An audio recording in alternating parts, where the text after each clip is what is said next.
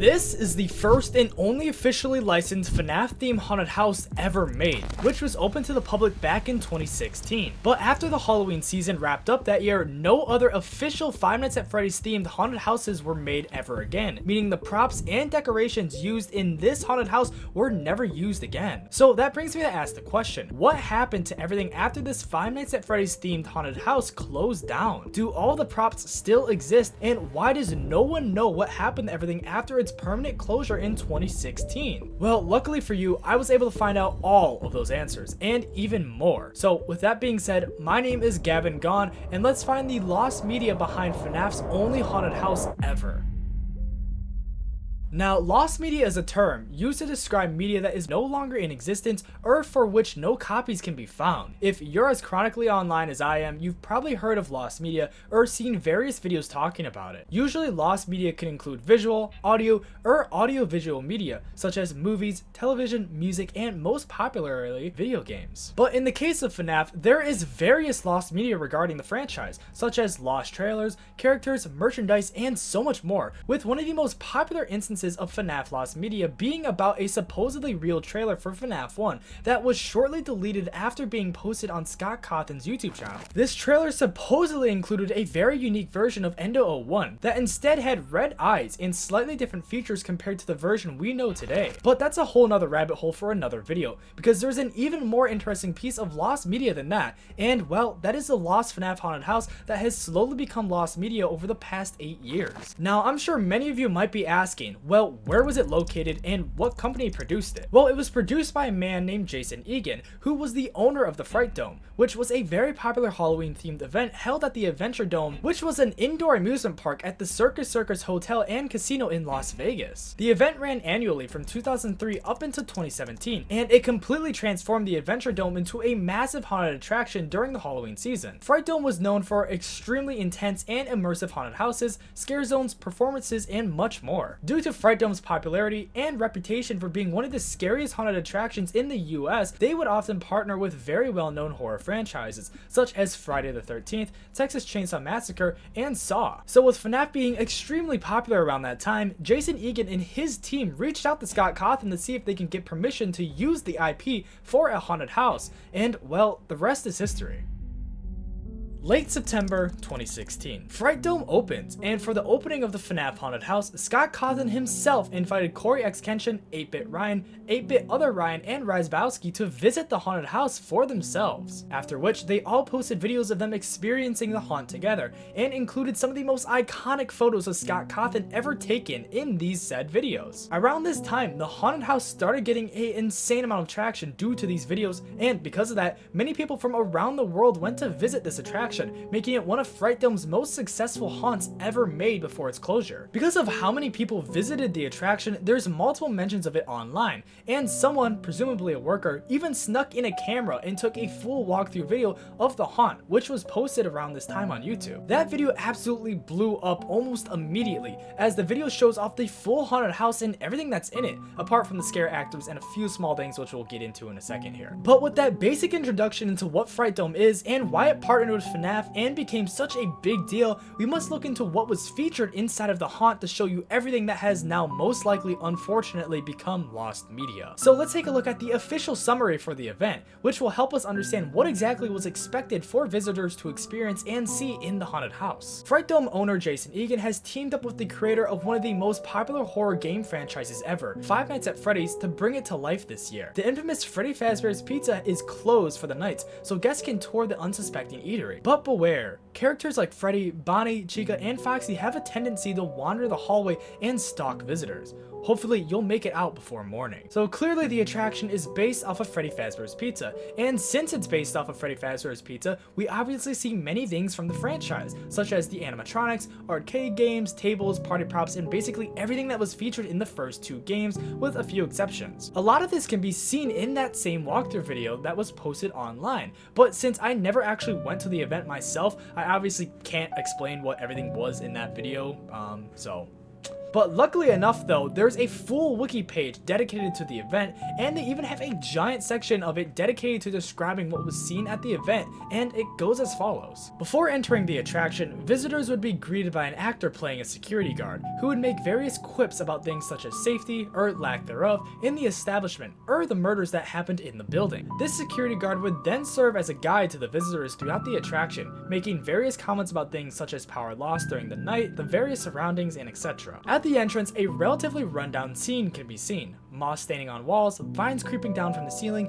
and grunge-stained bricked walls. In the first room, this location/pizzeria is a vague representation of Freddy Fazbear's Pizza from the first Five Nights at Freddy's game. A seemingly deactivated Freddy is standing on the stage between two signs that say Freddy Fazbear's Pizza and Grand Reopening. Under the Freddy Fazbear's Pizza sign, there is a door, in the front and to the left. There is also a curtain left of the main door in the middle. Through the curtain is an office that vaguely represents the original first game's office. Though it has the monitors and drawings that the first game's office has, there are some noticeable differences. This office has the Freddy mask next to the door frame that leads to another hallway. If turning right at the intersection, there is a camera system, which does not function. Turning left, there is another curtain. Behind this curtain is the room mixed with the show stage and the dining area location, consisting of Freddy, Bonnie, and Chica on the stage. They all seem to be deactivated, except for Chica, since she is standing upright unlike the other two. To the left, there is a happy birthday banner, then to the right, there is a banner that says let's play, and under that, there is a door. To the left of the door, there is another curtain. Behind the curtain, there is another hallway. Upon going through the curtain, there is a rules sign from the first game. Down the corridor, there are camera systems. After the hallway, there is another office. Then there is another curtain. Past that is what seems to be a backstage room. The mask of all the first game animatronic game can be found, along with a seemingly deactivated Chica suit and a headless pink animatronic that mildly resembles Bonnet standing up. After the room, there is another completely normal hallway, but it has a ball pit to the left. Moving ahead, there is a row of arcade machines, then a claw machine, and then another row of arcade machines. After that hallway, and passing through another curtain, there is a prize corner room. This prize corner has all of the first game's animatronic gang plushies,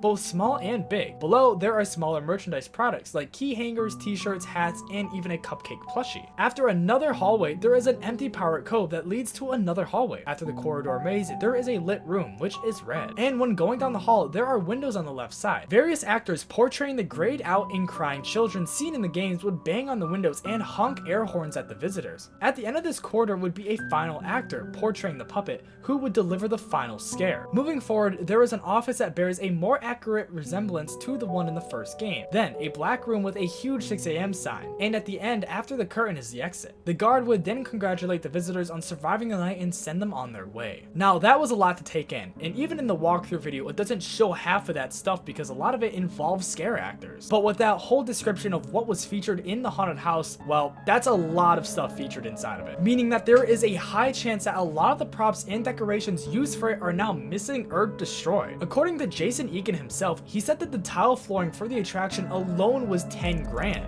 So like, what would you do with that afterwards? I can't imagine you would just, throw it away. Then apparently there was a marionette at the attraction, even though no one has any footage of that. Apparently the outfit just consisted of an actor wearing a latex suit and mask. However, this may not be true though. Then apparently a Mr. Cupcake prop was also stolen from the set, meaning someone might still have it, but I doubt we'll know who that actually is. So with all this being said, with the amount of time and effort and money put into this project, it's no wonder it was a complete success. They literally had billboards for the attraction in Vegas promoting the FNAF haunted house, and it was all over the internet at the time because the fans absolutely loved it. So it would make sense for them to do it again, right?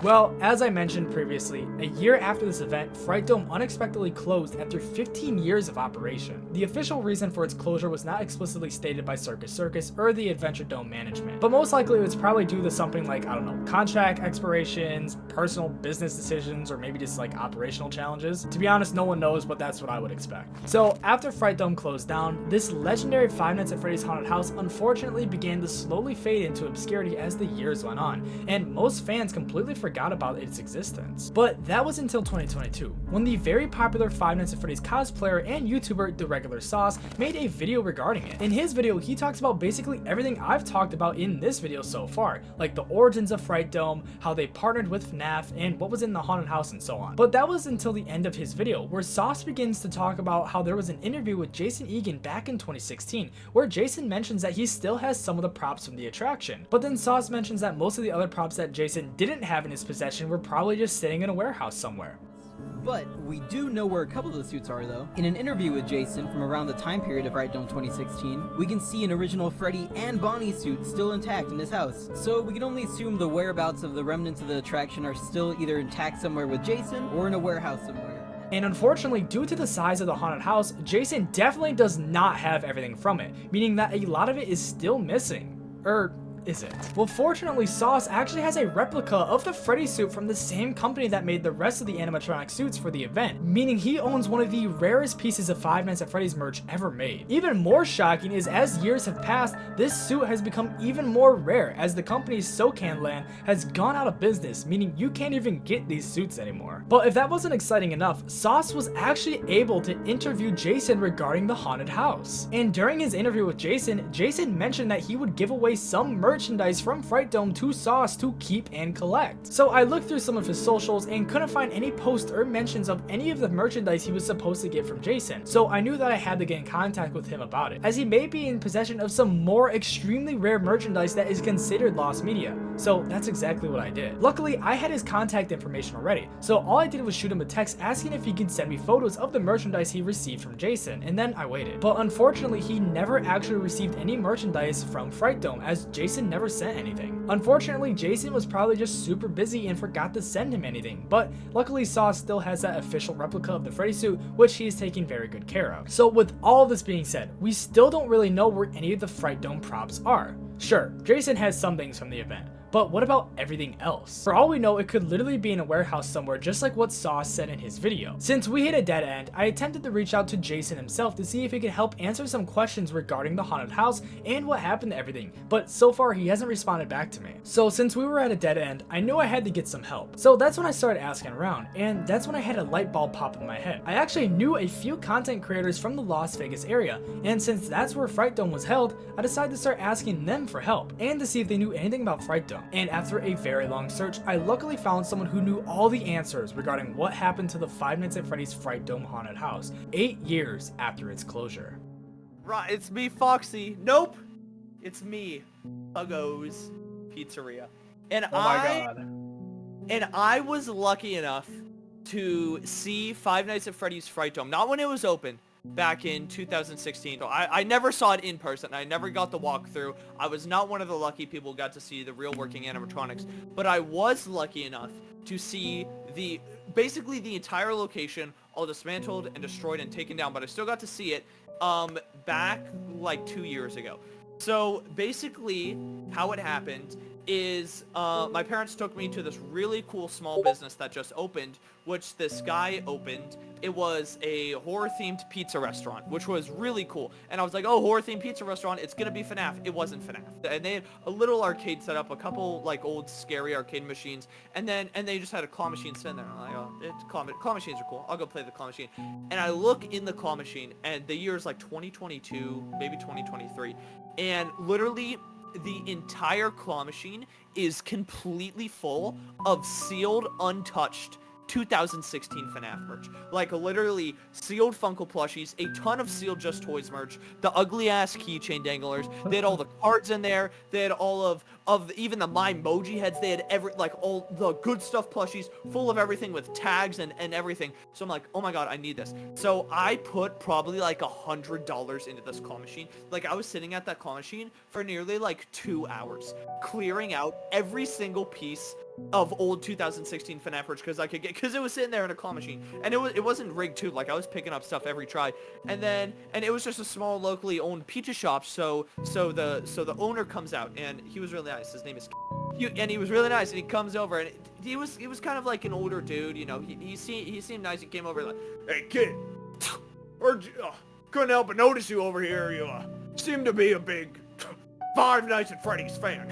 And I go, oh yeah, I am, and I'm wearing my dumbass little Freddy Fazbear shirt, and I go, oh, I am, and I was like 16 probably, and I was standing there like arms full of Five Nights at Freddy's merch, and yeah, I was enjoying myself, and like he probably knows because I was there for like well over an hour just sitting there getting FNAF items from a claw machine, and he's like, got a little surprise in the back if you want to just follow me back here, huh?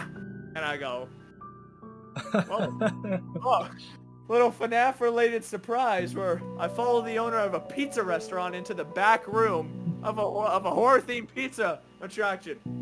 Where have I heard that before, huh?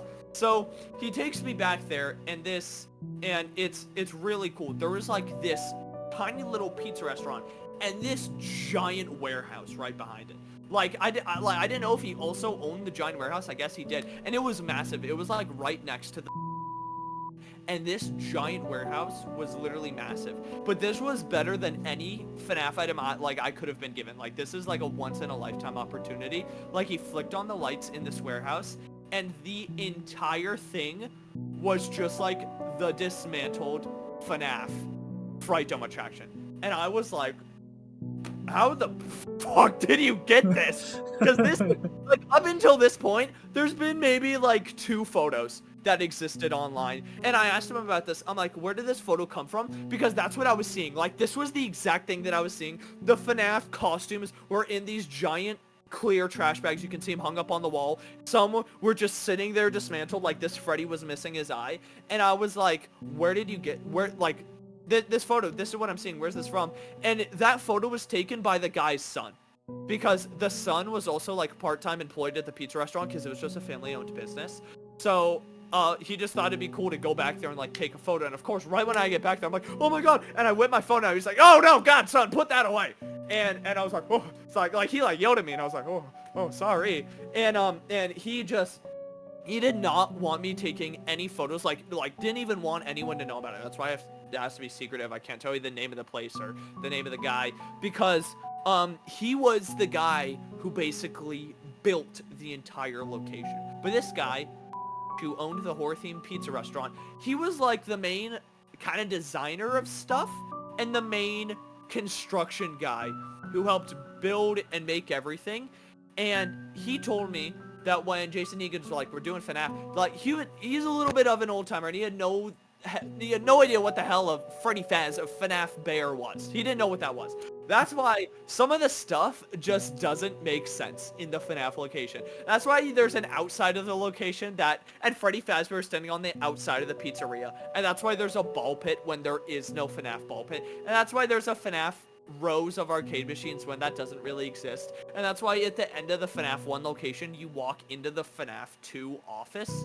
And just a lot of the stuff doesn't make sense, because this guy was just kind of looking up like Markiplier videos and images on the internet. And he was just kind of thinking of Chuck E. Cheese's, because Jason Egan's like, oh, it's just kind of a scary Chuck E. Cheese. He's like, they have ball pits and arcades, and he probably just looked up FNAF office, and that's why he has the FNAF 1 office and the FNAF 2 office in there, because he was just building it. From what he told me, is he was the main kind of designer construction guy on it. And the reason why he kind of had everything in that back warehouse is because when it was over, they obviously have to take everything down and scrap it. And obviously Scott Cawthon didn't want it because the suits are shitty, and he doesn't want to keep that. Jason didn't want it because he probably keeps a lot of sets, and that's just, he doesn't need another one. He doesn't need the whole FNAF location.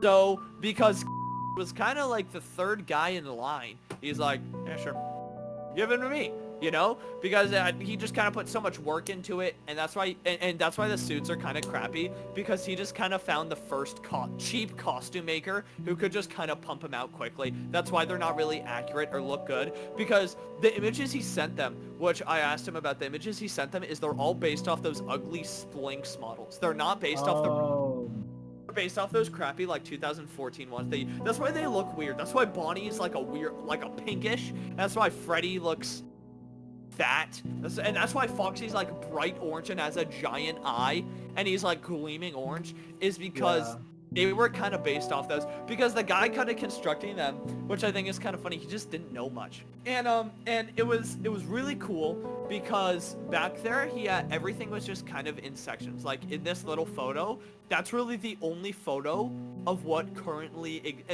that photo and one random Foxy that's on a mannequin that like you may have the photo of. So basically everything he had back there was so cool, because there was literally like some things that you can't see in that one walkthrough video, because that's basically it. They didn't let you record anything in 2016, so there was like no footage of the Foxy costume besides that one photo of him just in a corner, and there's like no footage of like if there was a Golden Freddy or if there was a puppet. It's rumored that there was, and I have to say I'm like 50% sure that I saw a Golden Freddy back there. It was hard to tell because it was just a giant golden costume in a sack hanging on a wall. So there's 50% chance it could have been Chica because they use like the exact same golden material. But there is also this photo of Golden Freddy dressed up like Fredbear. So it literally could have been that. I have no idea. But I know Foxy was real because there was just a Foxy suit just back there. It looks like it was the decayed one that was in the little like weird parts and service area. But there was things back there that I didn't even know were in the location, like in the walkthrough. Like there was so much more merch that was back there that wasn't in that one walkthrough because they ended up decking out the prize counter more and putting up more merch. So that's why all that merch was in the claw machine, because that was all the Just Toys and Good Stuff plushies and Funko stuff. They bought all that to put in the location, and then when the location was done, took it because it's perfectly good FNAF merch, and he just sat on it for years until he opened up his horror-themed pizza restaurant, and then he just put it all in the claw machine. Now, the majority of the actual location is not there. It's not like he has in a warehouse the perfectly completed walkthrough of everything. Like, that doesn't exist, and it won't exist ever again, because he had some of the cool stuff. He had some of the walls. None of the arcade machines, they were all taken down. The claw machine in his horror-themed pizza restaurant might have been the claw machine they had inside the location. I don't know, I didn't ask, but it kind of looked the same. He kept some things, like he kept some props. He obviously kept a majority of the costumes. He kept all the merch. He kept some ball pit balls. Basically the things he could take, he kept, which was really cool. But the actual location isn't coming back, and I got to ask him a lot about this, and it's never coming back, especially since he was the main builder and designer. It's like, hey, because he showed me all of it like the year before the FNAF movie came out. So I'm like, hey, you know, FNAF movie's coming out. Why don't you do it again? And basically, he's, at least himself, he's never gonna be a part of it ever again.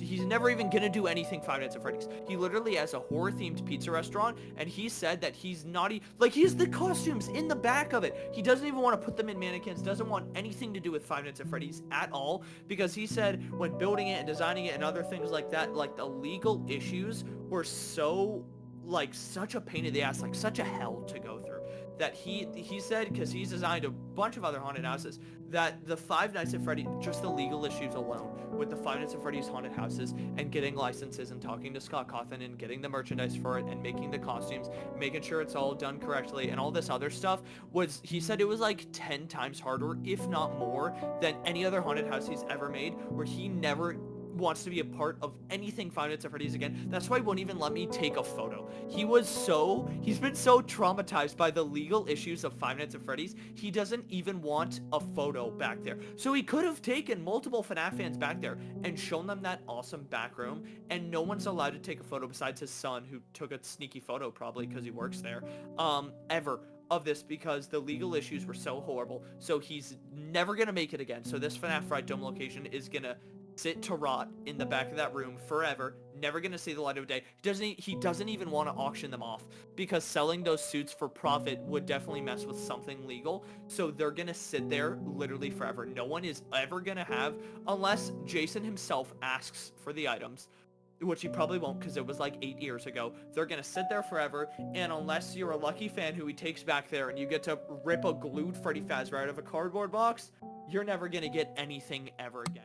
Well, you heard it here first, folks. Pieces of the Five Nights at Freddy's Fright Dome still exist, but will unfortunately most likely remain lost media for years to come, unless the pizzeria undergoes new management or something drastic happens to where the warehouse needs to start selling off props or something. Puggos' claims and story matches a lot with what Sauce said about where the props are most likely currently at, with that being in a warehouse. So after this call, I had to ask and see if Puggos had proof of this claw machine and proof of the pizzeria being real, and crazily enough, all of it was. Even from his details to the clear plastic bags on the walls and the withered Freddy suit, it's all seen in this image, meaning his story is 100% real. Even for the wiki page for FNAF Fright Dome, the same image can be seen, where it says it was taken in 2022, the same time Puggos visited the warehouse. I mean, I know some of you guys won't believe Puggos, Sauce, or even me, But even though I can't say for privacy reasons where this pizzeria is or who the owner is or anything that can give away the location,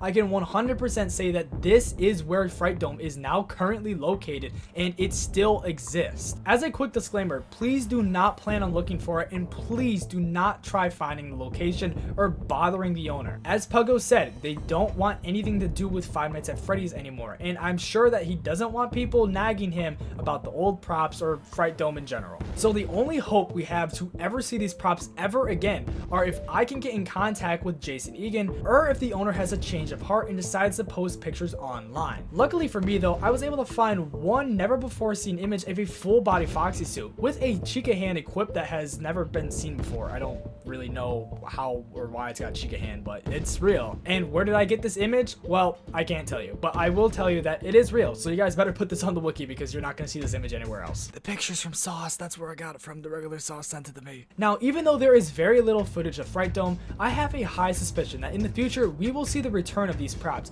and see more images of this warehouse. I will attempt to get in contact with the owner who created everything to see if I can publicly release some images with his permission while keeping the location a secret, but we will see what happens. If I am fortunate enough to get in contact with Jason Egan or the person who created and has the rest of the props, I will be making a part 2 video. So make sure to subscribe so you don't miss out on that video if it does happen. Now, with all of that being said, that brings me to say that if this piece of lost media never gets found, then don't worry, because I just found and discovered the truth about another piece of Five Nights at Freddy's lost media called FNAF 2 Stingray, which you can watch right here.